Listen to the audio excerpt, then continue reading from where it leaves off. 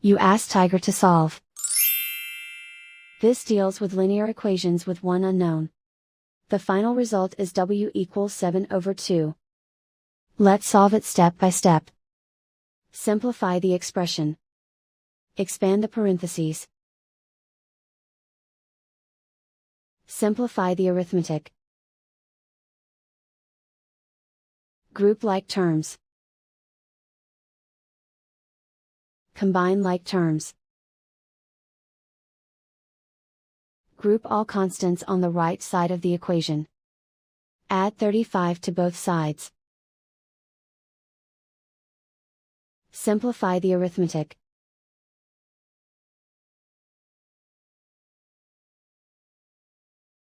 Isolate the w. Divide both sides by 10. Simplify the fraction. Find the greatest common factor of the numerator and denominator. Factor out and cancel the greatest common factor. And so the final result is w equals 7/2.